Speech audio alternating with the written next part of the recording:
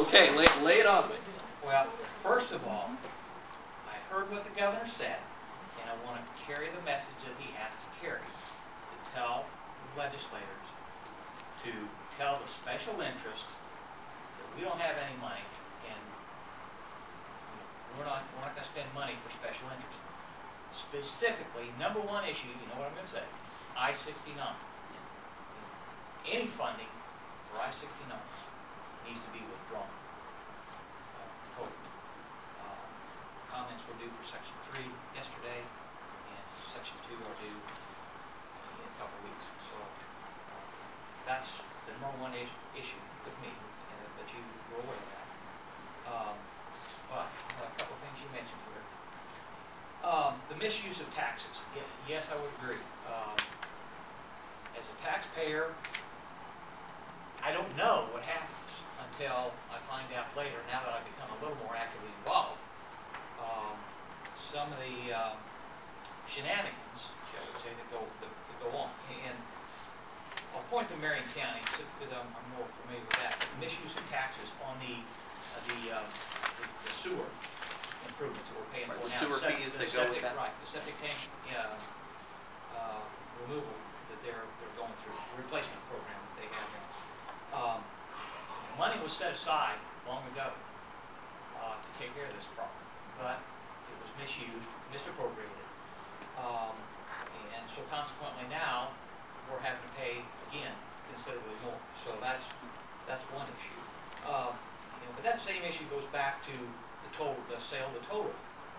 The funding was there, the toll road was supporting itself, but because of reappropriations of the funds, it was painted as well as losing proposition, so we sell it. That wasn't right.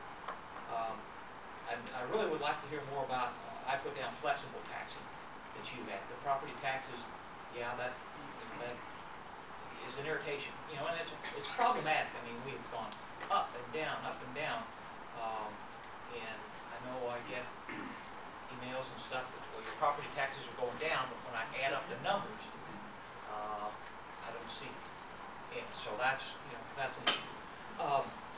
In the news recently, the lottery, those funds, which I'll have to admit, I thought was being used for education, but now it's being used to help buy a license plate for somebody in Hamilton County.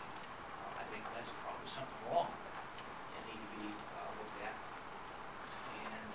And then the budget. I know that's why you're back to work. Well, in 2 days. Back. Yeah. I'm sure there have been conversations. But I do agree that it should be a one-year budget.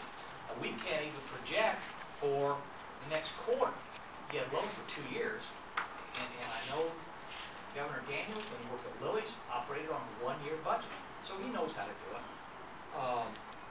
And I just think a one-year budget is a wise choice right now. If you come back next year and things are rosy, I don't think they will be, but we can look at it again. But I think 1 year, just looking at 1 year, planning for 1 year, is probably the appropriate direction to go in. Let me try to address as many of those as I can remember. First, and if I forget one, I'm sure Bill will remind me. First, I-69. We received a number. There's different sections starting from Evansville, working their way up into Perry Township. And one of the things which I respectfully disagreed with the governor on, and I think I'm right about this, and I think he's wrong, is whether or not we need I-69 in this area of our community. And if we do that, the question becomes, where should we put it? And my thought process is, one, that we probably don't need it at this point, but if we do need it, it really needs to go further west than State Road 37. It needs to get closer to the airport. We just had a $2.8 billion airport expansion. There's a lot of logistics companies that are springing up around the airport. You've got Federal Express that's adding to their distribution area, which is important. In Morgan County, the northern part of Morgan County, you have the Ameriplex Center. I think it's in Morgan County. So it should be right on the county line, and I think it's growing north of Marion County, or north of Morgan County as well. Yeah, okay, so it's growing in that area. And I think we need to do more to be able to foster that type of economic development with our logistics and transportation infrastructure. So I agree with you on that. With regards to the storm drain sewer aspect and fee, one of the things which I've seen first when I was in local government, the Johnson County Council, and then for the last 4 years in the General Assembly, is that we'll say something, we're going to tax you for something that you're going to agree with, like the lottery. We'll combine those two aspects. So we're going to say we're going to create gambling, or we're going to create this lottery, and we're going to give it to education. And after all, who's going to oppose educating our next generation of Hoosiers? But then we take that money and we say, well, because there's all this money here, let's just kind of allocate it these other places. Hopefully you won't miss it. So what happens is a well-funded program then becomes progressively less funded. And then we say, well, we need more money, so taxes have to go up. Whereas these particular programs may or may not have been able to succeed or fail on their own merits if your elected representatives voted up or down on those.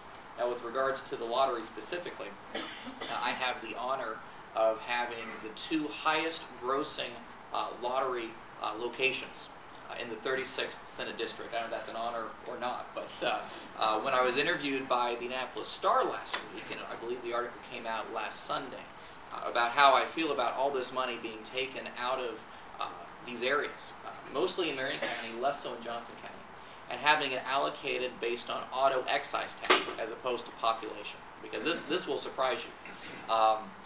You would think that the money that's coming, if you go to the Village Pantry down the street, okay, on Madison Avenue, and you buy 10 lottery tickets, whatever those proceeds are from the state, it gets sent back to Johnson County.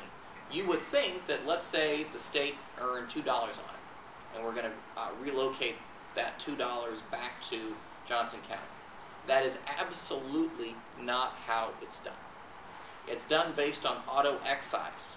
So that in Hamilton County, which has a much higher number of Lamborghini Countaches, Ferraris, and maybe Ursay's Bentley as well, that we help pay for, that's how the calculation is for.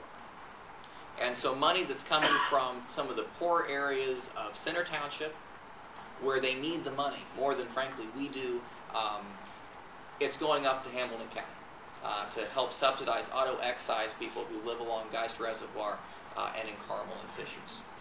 That is absolutely not the right way to do this. And in fact, I was aware of it and have quietly lobbied for this over the last couple of years because I thought it was inherently unfair. But I think that next year there's going to be legislation that I'm going to file that's going to change this calculation. And I would welcome all of us who represent the donut counties, including Johnson, but also parts of Marion County, to be able to unite as co-authors of this legislation and really see if we can make this happen.